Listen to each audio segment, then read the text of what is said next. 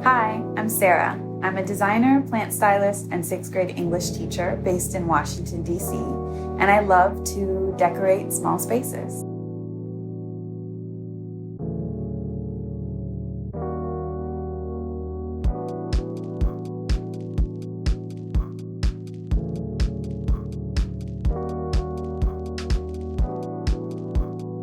So I created Apron Saint a few years back with the idea that I wanted to promote domesticity in unlikely spaces. So domesticity for me, it's just the art of creating a home. And that's something that I wanted to promote with my peer group because it's not something that we always, spend the most time on, take the most care with, take the most pride in. So that was the idea. So it started out with me just taking pictures at my old crib, taking photos of things I would cook or doing little DIY projects like room sprays, a lot of small space hacks, like putting a shelf in a place you might not necessarily think to do it. And from there, it kind of grew to where it is today. And now I'm offering virtual design consultations. I work with a few people and we'll talk for an hour, in hour sessions, and I'll give them ideas for how they can just enhance their space. I would describe my style as sort of eclectic, mid-century modern with some bohemian touches. So I'm calling it bohemian organic modern.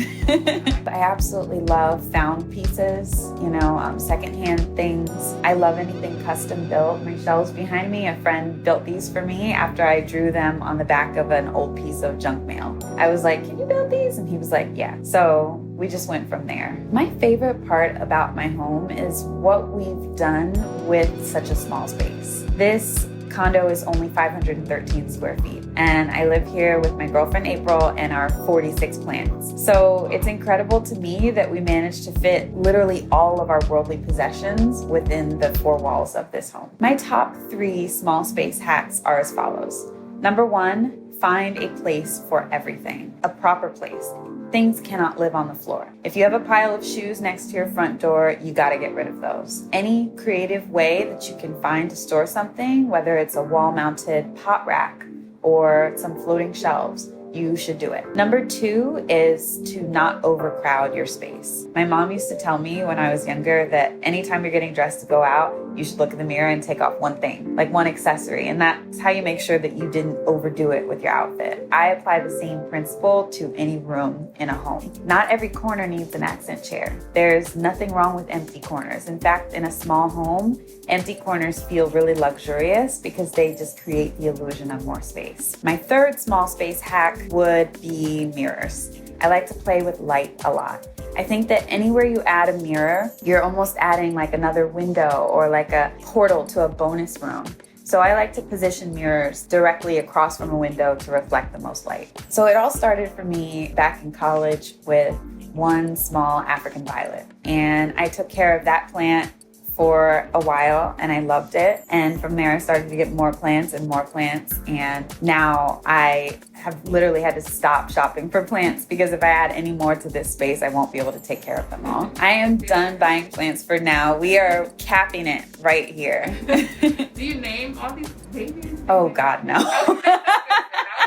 I have named for some of the big ones. My monstera back there, his name is Seymour. And then I have a philodendron right there that I call Bill. Very clever. That's about it as far as names go. I have a favorite of the day. It changes up so much. I have a rubber tree, a Ficus elastica, that I absolutely adore. My mom gave it to me. Sometimes it's my bird of paradise, but my favorite plant tends to be whichever plant is doing the best at the time because they can be, temperamental little children. So I would recommend snake plants. Those are the number 1 hardest plants to kill. You can water them once a week or every other week, and they can grow basically anywhere. I would say that my girlfriend April and I are able to live harmoniously in such a small space because we are really intentional about what we have within our space. We don't have anything extra. We have exactly what we need, right? So whether that's pots and pans and plates and cups or shoes and clothes, we have to reevaluate what we have regularly. And pretty much every other month, we get rid of at least a bag of clothes to donate, because you accumulate stuff and it'll multiply if you let it. So we're just really, really careful about that. The story I want my space to tell is that it's a home that's full of love, full of plants, and that the people who live here care about it and really enjoy being here. I want anyone who walks into my home to know right off the bat that it is loved. My most important daily routine is drinking a cup of coffee in the morning. I can't do anything before I've had a cup of coffee. I try to stick to a bedtime and a wake-up time. That doesn't really work out. But as long as I have that cup of coffee first thing, I'm good. My favorite ways to relax in my space, easy. Light a candle, listen to some music, turn the lights down, and just vibe out. I would tell someone who's looking to create a functional and beautiful space for themselves to pay attention to clutter, right? Make sure that you don't have stuff everywhere taking over your space. That's the number one thing that holds people back when it comes to thoughtful design. And I would tell them to just be intentional about the pieces that they're purchasing for their home. Don't bring anything into your space if it doesn't bring you joy. My top 3 pieces in my space would have to be my blue velvet couch, my honeycomb bookshelves, and I have an antique mid-century modern credenza that I use as a TV stand that I'm crazy about. I do a lot of shopping for my home on Craigslist and Facebook Marketplace. I'm not gonna lie. I won't buy anything upholstered there because that's just a little gross to me. But anything that's wood and I can bring it in and wipe it down and let it shine, I'm big on that. Currently, I'm listening to a lot of Solange.